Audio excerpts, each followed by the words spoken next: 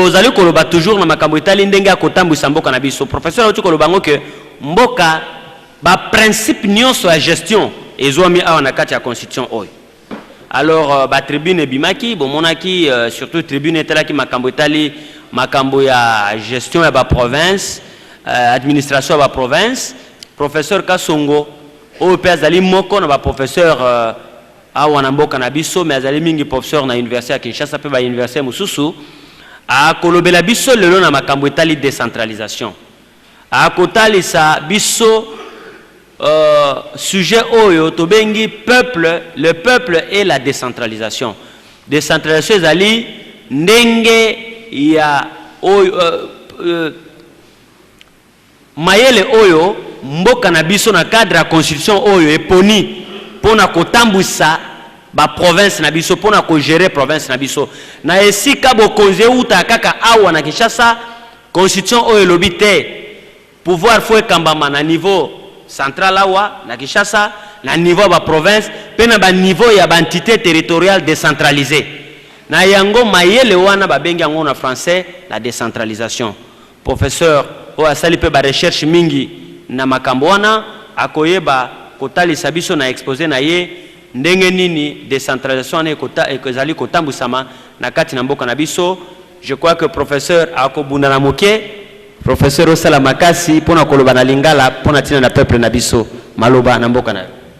Je peux parler na koki koloba na lingala mais ekozala kitoko te parce que ba université oyo lokola collègue a Sili Koloba a Uti Koloba et kokende mpe ba province ce qui na kei na professeur oyo a Uti Koloba na Lubumbashi na obligé ye aloba kaka na Swahili et kozala bien te ce qui tokei na Mbujimai ba obligé batonyo sokoloba na Chiluba et kozala bien te na kanisi ko obligé moto koloba na monoko eza mabe lokola bakomi na passeport kaka na Swahili baboyi kokoma na lingala bakomi kokoma na Kikongo wana eza mabe na mboka ya Kinshasa oyo etondi bato ata ba visiteur bauti ba province mosusu soki tolobi kaka na lingala bakoyoka te ngampe naza na ba difficulté et puis namoni leur tozoloba na français na lingala makambo mosusu tolobi yango na français bayebi te ba disposition intangible ba datation wana bato bazoyoka te. Vous permettrez que je m'exprime en français. La prochaine fois qu'on le fera, il faudra faire comme à l'église, qu'on traduise, qu'il y ait un traducteur. C'est vrai, vous pouvez dire, le professeur n'a pas voulu parler français, mais comme l'université se déplace, on va arriver au Katanga, je vais demander à tout le monde de parler en Swahili. Ah oui, parce qu'on ne va pas faire deux poids, deux mesures. Hein? Vous comprenez? Alors, non, parce que je sais que 90% comprennent le français. Oui.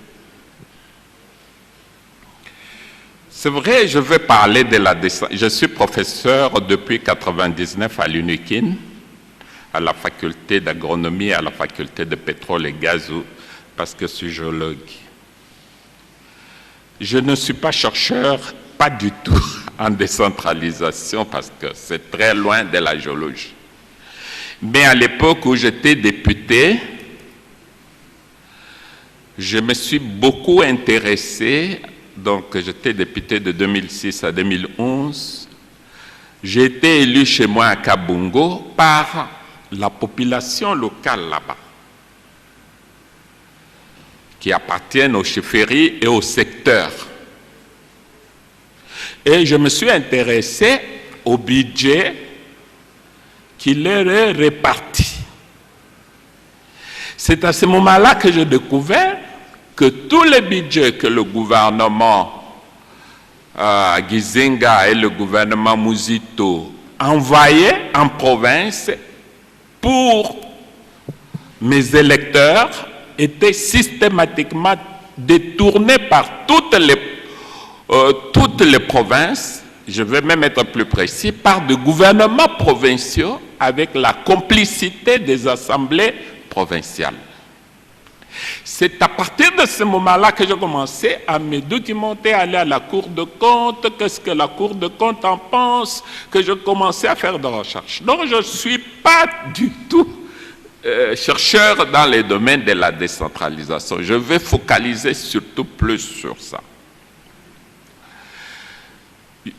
Avant de parler de ce problème, je voudrais quand même remercier le Premier ministre, on peut l'appeler comme ça, Muzito, d'avoir initié cet espace dans un pays où les espaces où on parle librement manquent.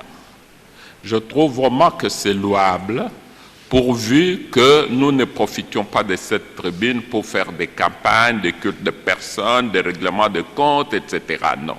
Si c'est seulement pour informer, c'est vraiment quelque chose de très important. Surtout pour nous, qu'on dit, comme disait M. Césaire, les intellectuels ont comme rôle de détruire les mythes, de dissiper la mystification, de voir et de faire voir aux autres, de ne pas mentir à soi-même et de ne pas mentir aux autres. Vous permettrez, parce qu'au moment où je parle, si mon ami Biyoya était vivant, il serait certainement, ou même très probablement, un des conférenciers. Je ne peux pas parler comme ça, comme intellectuel, sans penser à lui. J'aimerais qu'on se taise, ne fût-ce que pendant quelques fractions de minutes, en sa mémoire.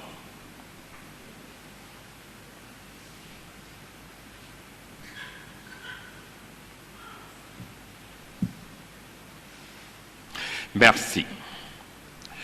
Mon exposé, je l'ai divisé en 4 parties. L'origine de notre pays, le Congo, comme première partie. Deuxième partie, la façon dont les Belges l'ont administré. Troisième partie, la façon dont les évolués l'ont administré. Et quatrième partie, mes suggestions et mes réflexions. La façon dont notre pays est né. Notre pays a été créé comme État le 1er juillet 1885 sous la conduite du roi Léopold II. Mais pour bien comprendre la décentralisation, il faut savoir qu'est-ce qu'il était avant ça.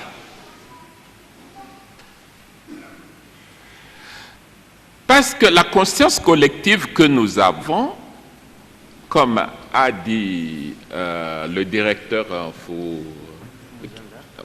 Zanga, il y avait déjà une population ici, il y a 20 000 ans dans cette ville. On ne peut pas nier que nous héritons, peut-être dans notre façon de rire, dans notre façon d'organiser le deuil, dans notre façon d'organiser le mariage, de cette culture ancestrale. On ne peut pas nier. Nous ne sommes pas nés en 1885. Nous avons une conscience qui date de milliers d'années avant. Et ça nous poursuit dans notre comportement. D'ailleurs, on va dire des Moulou-Vantard, on va dire tel. Pourquoi? Parce que, oh tel peureux, tel peuple, Pourquoi? Parce que nous sommes héritiers d'une culture millénaire. On ne peut pas gouverner un pays sans tenir compte d'une culture. C'est pourquoi les pays démocrates ne sont jamais gouvernés de la même façon. L'Allemagne, la façon dont en Allemagne il n'y a pas un président élu au premier et au second tour. En France, il y en a. En Belgique, c'est un royaume. Donc, nous allons faire la décentralisation sur notre culture. Avant Léopold II, ce n'était pas vide, c'était habité. Et ce n'était pas seulement habité, c'était organisé administrativement et politiquement. Il y avait plusieurs États, au sens juridique des termes. Ces gens-là avaient un territoire, un chef à la tête, des lois, une langue, etc. et des juges. Et même des agents de sécurité. Chez moi, on les appelait les messes, c'est-à-dire les yeux. Donc, ce pays était gouverné. Il formait des nations. Léopold II est venu avec des arguments persuasifs. Je vous demande, et ces nations-là étaient reconnues en Europe. Parce que pour qu'un Européen revendique un espace, on lui demandait la signature des chefs de ces nations-là, de ces États-là. Donc c'était des actes valables et qui leur conféraient la reconnaissance internationale comme pays et État. Parce que c'était des accords qu'il fallait montrer à Berlin comme accords signés avec tel chef. Donc, notre pays était peuplé de beaucoup, était un ensemble de pays, un ensemble de nations. Et Léopold II dira d'ailleurs à Stalin, allez m'en faire une confédération des républiques. Mais nos ancêtres ont accepté, comme acceptent aujourd'hui les Européens, de former une supranation, l'Union européenne, en déléguant certaines souverainetés à cette supranation. Il n'avait rien de primitif. C'est vrai, il y avait ceux qui étaient contraints, mais d'autres ne l'étaient pas. Les arguments étaient là. Entre vous, vous vous faites les guerres. Si vous formez une supranation que je préside, il n'y aura plus de guerre. Il y a des esclavagistes qui viennent vous tuer, prendre vos enfants et tout ça. Si vous faites une supranation, elle sera plus forte. Je veux vous protéger contre ces négriers. Il y avait aussi de la contrainte, certes. Mais comme aujourd'hui nous formons l'Union européenne, comme les Européens, l'Union africaine, comme les Européens forment l'Union européenne, nos ancêtres ont accepté de former une supranation. Et nous n'avons jamais remis ça en cause. Nous acceptons que c'était une bonne idée de former au-delà de nos nations anciennes une supranation. Mais ça a des conséquences. Nous ne sommes pas la France, un État-nation. Nous sommes comme les États-Unis, comme la Suisse, un État fait d'ensemble des nations. Lorsqu'on administre un État fait d'ensemble des nations, sans décentraliser, on a des problèmes comme les Belges ont tenté en mettant deux nations, le Wallon et le Flamand ensemble. C'est la fédération qui a permis à ce que la Belgique n'éclate pas aujourd'hui. Le Nigeria, tous ces pays-là, vu leur espace très grand, moi je suis fédéraliste, vu leur espace très grand, ont été gouvernés en tenant compte de leur histoire. Je l'écris dans mon livre. Comment une nation comme la nation Cuba, qui est ancestralement cultivée, formée en nation Congo, nation Bayaka, nation... Aujourd'hui, elle va accepter d'être sous le joug d'une autre nation parce que ces gens-là, leurs frères, a gagné les élections présidentielles. Donc c'est eux qui ont tout le pouvoir, qui ont tout le mot à dire. Nos ancêtres qui s'étaient battus et révoltés contre le Belge qui était plus puissant, ils nous ont laissé cette culture d'indépendance et de fierté. Nous n'allons jamais accepter qu'une de nos nations nous domine. Parce qu'un de leurs est chef de l'État ou Premier ministre. La solution se trouve dans ce que le pouvoir soit bien réparti, horizontalement et verticalement. J'étais diplomate en Belgique, 95% d'enfants sont nés à Kinshasa, quand on recense. Est-ce qu'à Boma, est-ce qu'à Isiro, il n'y a pas un enfant brillant qui peut faire ses études en Belgique? À Lissala, il n'est pas des enfants brillants assez pour faire les études en Belgique. Pour aller en Belgique, il faut être à Kinshasa. C'est ça le résultat aujourd'hui de la concentration. Mais il y a cette frustration. Mais lorsque on est des nations différentes, comme en Suisse, il y a des Suisses flamands, des Suisses français, des Suisses italiens, chacun a un pouvoir important là où il est. On aurait pu délivrer des passeports partout, parce qu'en Belgique, c'est délivré par des communes. On devrait délivrer des passeports partout. On aurait pu demander aux missions diplomatiques d'ouvrir des consulats partout pour permettre à tous les Congolais d'avoir les mêmes chances. Donc nous sommes un ensemble de nations. Nous n'accepterons jamais ni la langue d'un autre, comme on tente de le faire dans le passeport, ni quoi que ce soit. Nous nous sommes librement choisis 5 langues en disant, si tu ne parles pas, tu ne parles qu'en français, parle au moins une de ces 4 langues. Pas imposer une de ces 4. Si avec des siècles, une s'impose toute seule, tant mieux. Mais on ne peut pas le faire avec la chicote ou avec l'obligation morale. Parce que nous sommes des nations indépendantes, millénaires et indépendantes depuis des années. Il faut tenir compte de ça. C'est ainsi que si je passe à la deuxième partie de mon exposé, les Belges, pour gouverner ce pays, ils ont tenu compte de notre passé.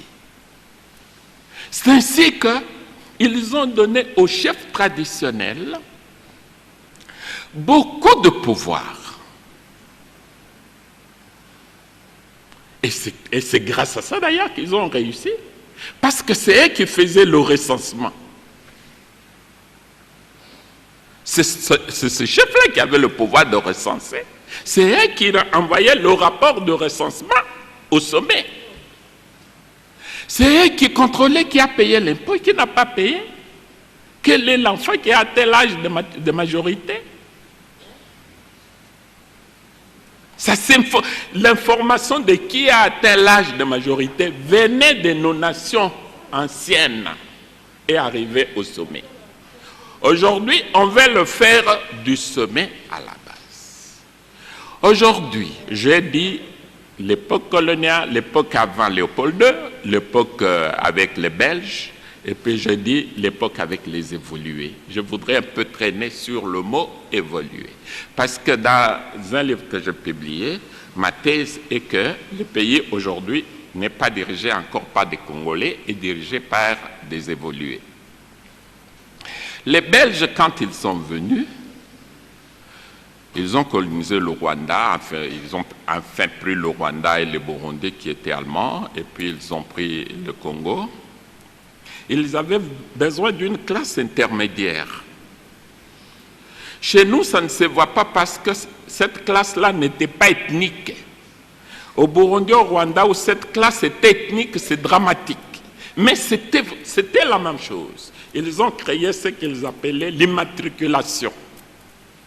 Si vous obtenez ce papier-là, ce droit-là d'être reconnu comme immatriculé, vous êtes différent des autres. J'ai trouvé leurs mémos des évolués de Kinshasa, de Kananga, de Luluabourg et d'Elisabethville. Ils demandaient même d'avoir leur propre cimetière aux Belges. Nous voulons avoir notre propre cimetière. Nous voulons avoir notre propre prison, notre propre hôpital. D'ailleurs, même nos frères nous considèrent déjà comme des blancs. Dans ma thèse, ce sont des gens qui ont demandé et obtenu l'indépendance et qui l'ont gardée à leur niveau. Au point où nos frères qui sont dans le milieu rural se demandent à comparer entre l'époque où nous, les évolués, nous les colonisons et l'époque où on les colonise, où les Belges les colonisent.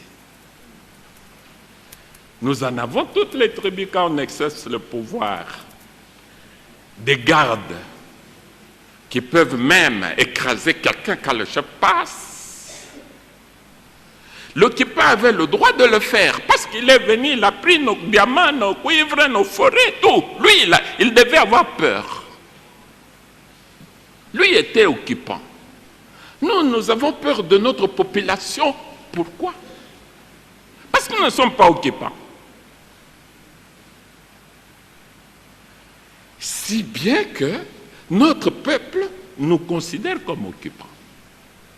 D'ailleurs, quand je vais au village, les gens sont embarrassés. Professeur, vous allez manger quoi? Parce qu'ils pensent que vous êtes des blancs. Est-ce que vous mangez encore c'est comment? Non, je dis, ah bon, on vous fait quand même un peu de pommes de terre. Ah, vous voyez, parce que nous sommes, s'il n'y a pas cette réconciliation, la peur. Il y a le professeur Kaumba qui était à un certain moment conseiller spécial chef de l'État qui a écrit à l'Harmattan que même l'armée n'est pas encore une armée, c'est encore la force publique. Parce que la force publique n'était pas pour défendre le Congo, c'était pour défendre l'occupant envers l'occupé. C'est pourquoi ils avaient les Kalufungula, les cas entre les occupés et les occupants. Et comme a dit Fumuzanza, à 16 heures, tous les occupés doivent quitter l'espace occupé par les occupants. Le 30 juin, nos frères ont traversé les camps sans les déménager. Ils sont venus dans le quartier des occupants. Notre peuple voit. On pense qu'il ne voit pas, il voit. C'est ça le drame. Il voit que nous sommes de nouveaux blancs. J'étais à Dar es Salaam, on m'a montré la maison du président. Et comme on passait tout près, je me suis redit, les gens disent, pourquoi vous agissez comme chez vous? Ici, même si vous voulez entrer dans l'enceinte, vous pouvez voir. Alors je dis, ah, il y a quand même des Africains qui ont réussi à ce que leurs frères les considèrent comme leurs frères. Mais dans notre pays, depuis l'indépendance, même si la résidence est à Bandaka, alors que le chef n'y est pas, le seul fait de regarder intensément, on vous appelle, aux Otalani. Même quand le chef n'y est pas. Hein? Bon. Donc, il y a tout un travail que nous devons faire. Un jour, un président de l'Assemblée venait, moi, je sortais de l'ascenseur au palais du peuple. Ce garde de corps me braque les armes. moi, j'ai dit, mais c'est quoi? Ah non, le chef passe. Donc, pourquoi copions-nous le comportement de l'occupant? Moi-même, quand j'étais député, tout ça, j'avais un garde de corps. Et puis un étudiant me demande, mais prof, pourquoi avez-vous un garde de corps? J'ai compris qu'il a raison. Il dit, quel étudiant va vous agresser ici? Parce que ça fait joujou d'avoir des gardes, mais nous ne savons pas que notre peuple nous voit et pense que nous sommes des occupants. Et que nous l'oublions. Nous l'oublions au point où l'eau potable n'est donnée que par la Régie des eaux qui a légalement, qui limite légalement son pouvoir seulement en ville, où habite 30% de la population. Il n'y a pas un service de l'envergure de la régie des eaux pour donner l'eau potable à 70% de la population. Ces gens-là doivent se contenter de l'hydraulique rurale qui est une direction qui se déplace d'un ministère à un autre. Quant à l'électricité, la SNEL, on n'a même pas encore pensé à créer quelque chose d'équivalent à l'hydraulique rurale. L'électricité est réservée à nous, notre peuple voit. Le gouvernement Zenga Omuzito, je crois en 2008, fin 2008, a fait promulguer une loi qui dit que le transfert aux provinces, 40% vont aux ETD. C'est là que je commence à m'intéresser de ces choses. Alors quand je calcule, aucune province n'a donné 40% aux ETD, c'est-à-dire aux chefferies sectaires. Aucune. Or, quand j'ai calculé les montants, c'était une moyenne de 10 000 $. 10 000 $ par mois. 10 000 $ par mois dans une chefferie. Si on y engage 50 cantonniers payés 50 $ par mois, ça va faire 2 500 $ par mois, dans les 10 000 en moyenne. Donc, 50 cantonniers travaillant dans une chefferie, en tout cas, ça se verrait. Les gens allaient constater.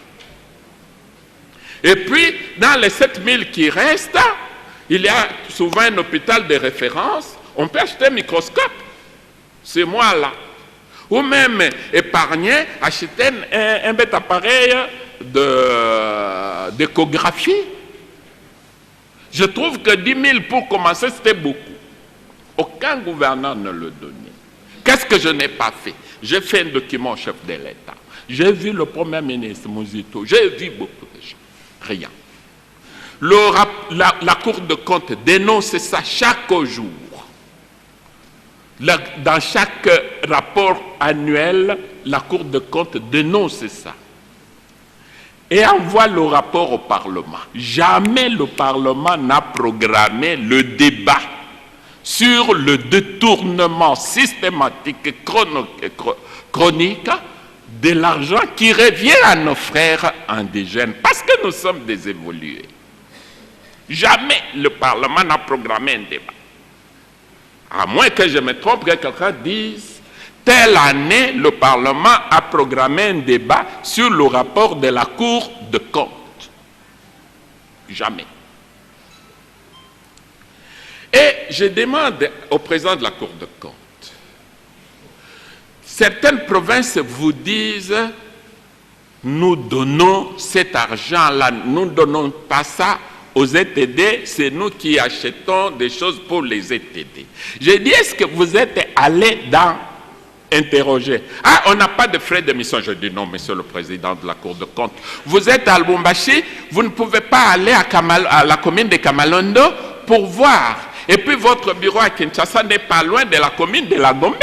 Vos inspecteurs peuvent aller à la commune de la Gombe, demander si ils ont reçu quelque chose. Rien. Donc le Parlement est complice parce qu'il ne veut pas discuter.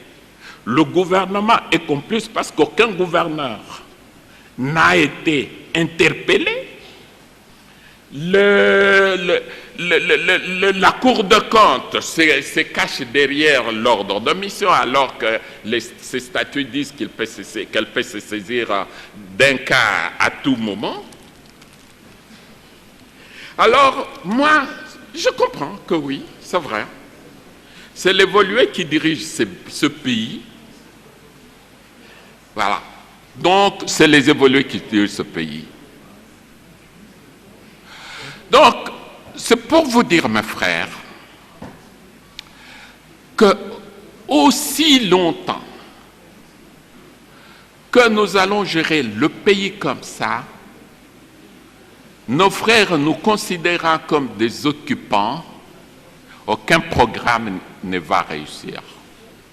Ça sera objectif 80, ceux qui première, deuxième, ceux qui deuxième, troisième, quatrième, c'est-à-dire en 1980, si la RDC n'est pas une première puissance, elle sera deuxième, si après elle sera troisième, quatrième, on ne va pas admettre, on est arrivé en 81.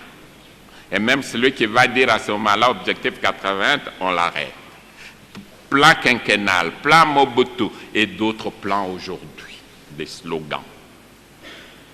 Des slogans. Parce que quand on arrive à la date, les gens ne veulent plus. C'est annoncé à des dates futures comme slogan, comme mobilisation. Mais quand on arrive à la date, si quelqu'un veut faire le bilan de quoi que ce soit, zéro. Parce que notre peuple ne nous suit pas, nous considère comme des occupants. C'est une des explications. Alors pourquoi gouvernons-nous le pays comme ça? Ça, c'est la dernière partie de mon exposé. Pour, entre autres, 3 raisons. La première, le fait qu'on ne veut pas partager le pouvoir, ni horizontalement, et surtout verticalement, horizontalement entre différentes institutions, ou verticalement de l'État à la province. Je peux quand même féliciter le président de la République actuelle qui a cédé une grande partie du pouvoir aux provinces. Mais quand c'est arrivé aux provinces, le jour que le Palou m'a demandé de parler du même sujet à l'hôtel de Fleuve, j'étais à la table, comme je suis avec mon collègue ici, avec le gouverneur d'une province. Ce gouverneur a demandé dans son exposé qu'on supprime les ETD. À quoi ça sert? C'est-à-dire il a des difficultés de partager le pouvoir en bas. Il dit, il faut qu'on change la constitution, qu'on supprime les ETD. Eh, mon cher, dans un pays comme le nôtre, ou aux États-Unis, ce qui vaut aux ETD, c'est ce qu'on appelle le cantu, ne peuvent pas avoir plus de 20 km de diamètre. Les États-Unis ont des moyens de communication, de belles routes. Ils estiment qu'au-delà de 20 km, on ne comprend rien, alors que quand tu finances même l'enseignement primaire et secondaire, vous occupez une province qui a 100 000 km², vous dites qu'il ne faut pas, il faut que je sois moi-même chef au-dessus et qu'en dessous, il n'y ait rien. Donc, il y a ça, le refus de partager le pouvoir. On veut tout concentrer entre ses mains. Et puis, il y a aussi le dogmatisme. Le dogmatisme entre les unitaristes et les fédéralistes. Alors que ce n'est qu'un débat sur la façon de gouverner notre pays, compte tenu de son histoire, compte tenu de son étendue, mais c'est devenu comme une religion. Un fédéraliste comme moi ne se convertira jamais à une idée même bonne d'un unitariste, et un unitariste ne se convertira jamais à une idée même bonne d'un fédéraliste. On a dogmatisé, on a créé les craintes, on a créé les peurs.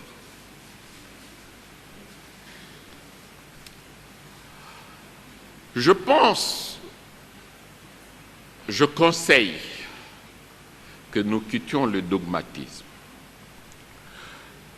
que ce soit un débat, que la façon dont le pays est gouverné pendant 55 ans, pendant 55 ans, on a eu 4 chefs de l'État, dont 3 unitaristes. Le premier chef de l'État fédéraliste a régné de 60 à 65. Et qu'aujourd'hui, le constat est que les entités sont non viables. Il se fait malheureusement que les unitaristes qui sont en position de force, pour une raison que je ne comprends pas et illogique, disent le constat est là, c'est non viable par notre administration, mais si vous essayez, ça sera pire. Laissez-nous redresser. Alors qu'à l'époque, 60, ces entités-là fonctionnaient. On s'entête à recenser à partir du haut. Moi, je dis qu'un pays mal administré ne peut jamais décoller, ni politiquement, ni économiquement, ni socialement.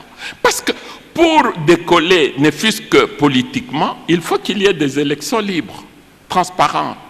Comment ces élections peuvent s'organiser dans un pays où on ignore le nombre d'habitants? Comment est-ce possible? Et les gens s'entêtent de commencer à envoyer les gens en province pour aller recenser, contrôle physique, etc. Alors que le modèle État qui a réussi, les recensements se faisaient à partir de la base. Comment peut-on organiser les élections dans un pays où il n'y a pas de pièce d'identité? Maintenant, partout où vous allez, on vous demande votre numéro de téléphone. Depuis qu'un numéro de téléphone sert d'identification, parce qu'on peut changer aussi son numéro de téléphone à sa société. Où vous allez à la banque, écrivez ici et ajoutez votre numéro de téléphone. Mais comment on peut administrer un pays comme ça, avec un numéro de téléphone servant d'identification? Ce n'est pas possible. Économiquement, comment pouvez-vous décoller économiquement si vous n'avez pas de statistiques? Parce que personne ne sait ce qu'on produit comme quantité de manioc à Bumba, à Kasumbalesa, nulle part. Comment allez-vous lancer l'agriculture à Bumba si vous ne savez pas l'état des lieux? Qu'est-ce qui leur manque? Est-ce que c'est à cause des maladies qui n'ont pas ces produits? Est-ce que c'est un mauvais sol? Non. Comment, sans administration, vous pouvez lancer des programmes sérieux? En ce qui concerne le social et la sécurité, vous ne vous connaissez pas. Comment pouvez-vous contrôler l'immigration? Comment? Les pays voisins viennent, entrent et tout ça. Comment vous pouvez contrôler l'immigration? Donc, je vous montre l'importance d'une bonne administration de notre pays. Je vous montre la difficulté qu'on a à y arriver, c'est le dogmatisme, c'est le despotisme, on veut concentrer le pouvoir, mais on tente désespérément à lancer des programmes politiques, économiques, etc., qui sont de mornay. J'ai terminé.